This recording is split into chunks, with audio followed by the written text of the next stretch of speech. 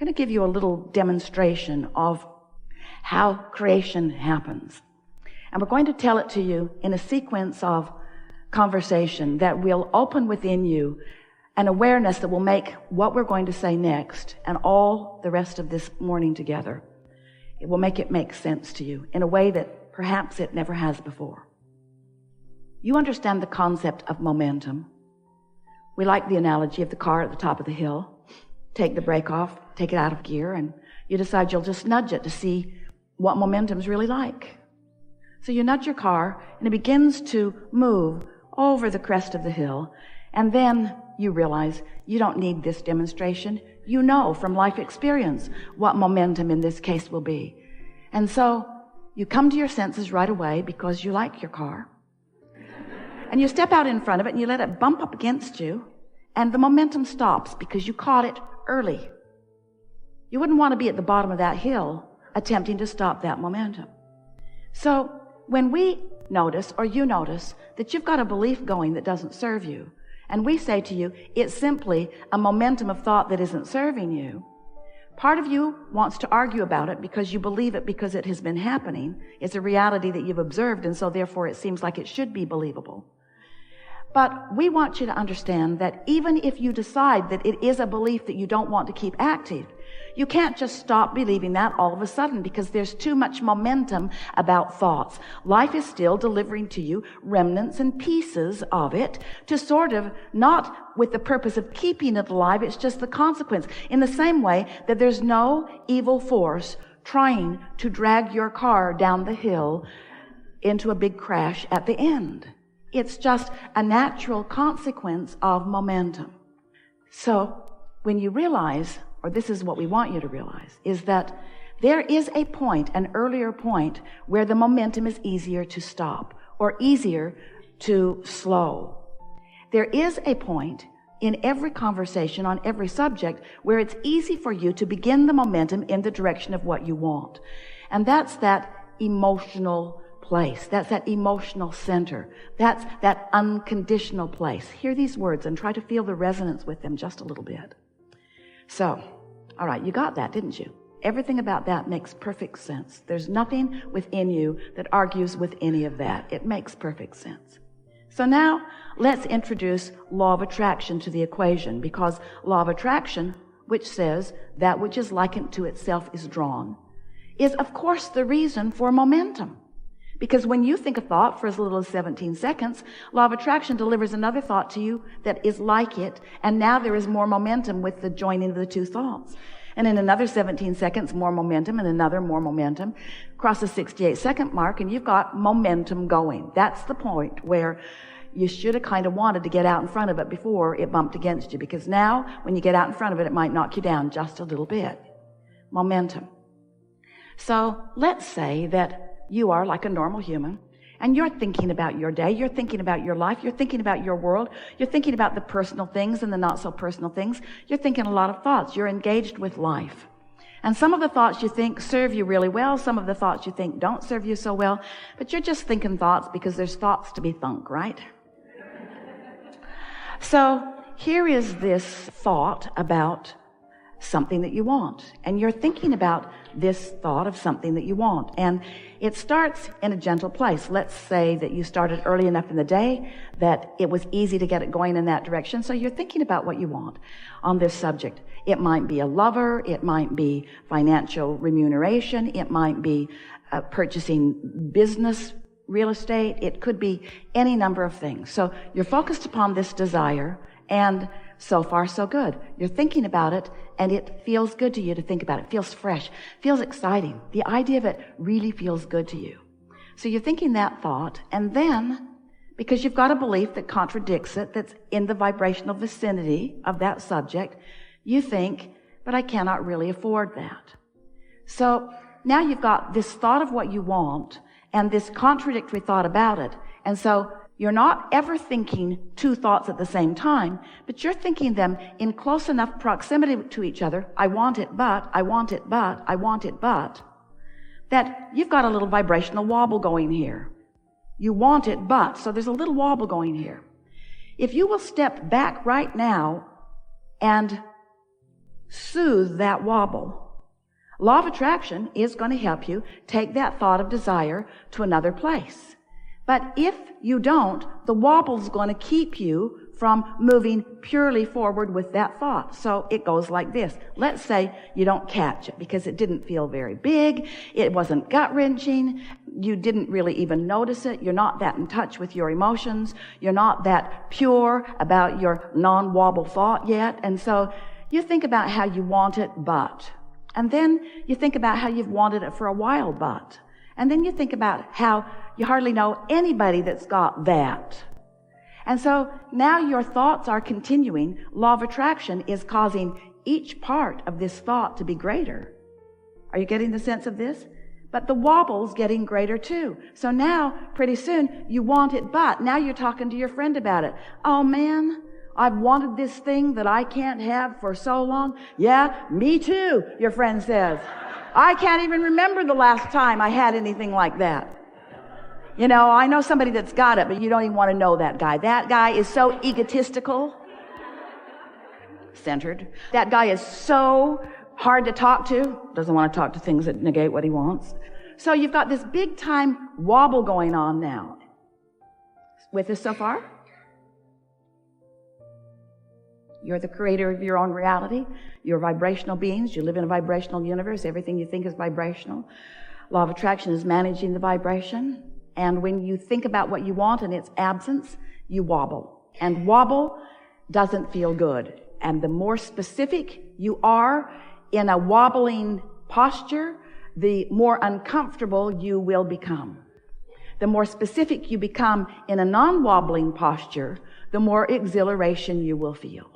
So your negative emotion is just letting you know all day, every day, what you're doing wobble-wise and what you could clean up if you would try a little bit. But if you'd be smart about it and want to stop the wobble before it gets going too much. Now, this may be helpful to a lot of you because a lot of you have been working really hard to try to think positive thoughts. And sometimes you say, but it's more like my thoughts are thinking me. It's like my thoughts are thinking me. And we want you to realize that's never the case. But sometimes the momentum makes it seem that way.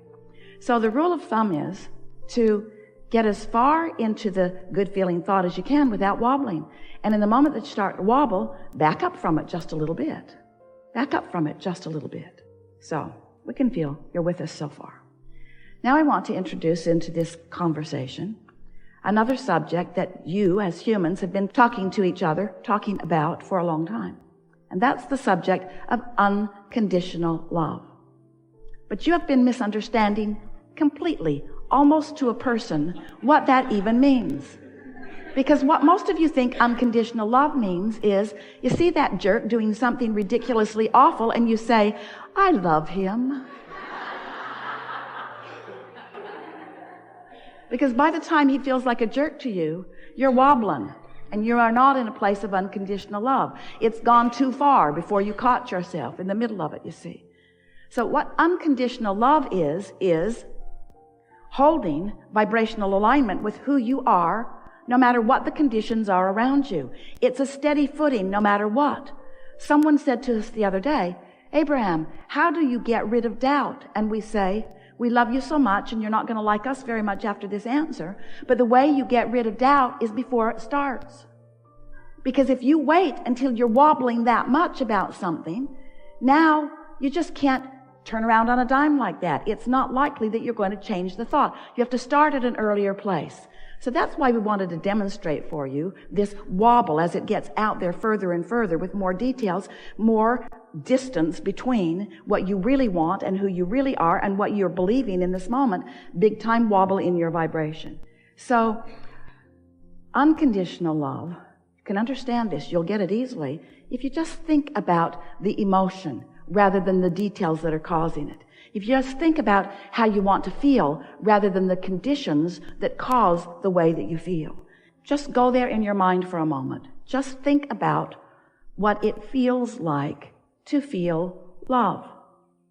Without the conditions, without all the conditions that led up to you loving someone, with no feeling of needing to hold the outcome, which right now you don't feel like you can. If you're not trying to control the outcome and you're not trying to justify why you're here, if you're just here,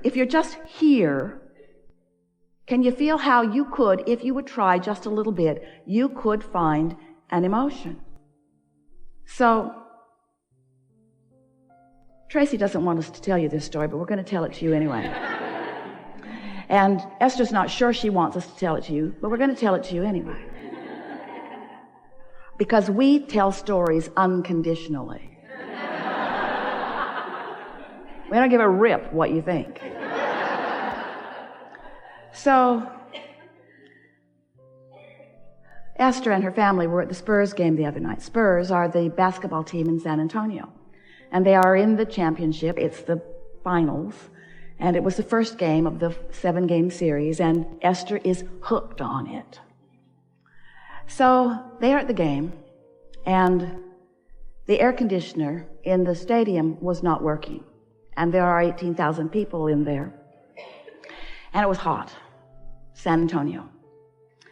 So everyone was fanning themselves, and the crowd was having a good time. And they are playing the Miami Heat, which Esther blames them for the heat. So the game is unfolding, and it is not really looking as good as Esther wants it to look for the Spurs. She can feel the energy is down. The other team is doing better. The other team is a bit ahead. Esther has seen this before. She's been watching lots of the games. She sees when the momentum starts tipping one way or the other sometimes. And so she's sitting and she's thinking about it and she's enjoying it. And she, like the other 18,000 people, is fanning herself with the fan. And Tracy says to her mother, as she has decided that she's going to clean up her vibration by making a list of positive aspects. Coach Popovich was the coach of the year this year. And we do have home court advantage. And we have the best record this year.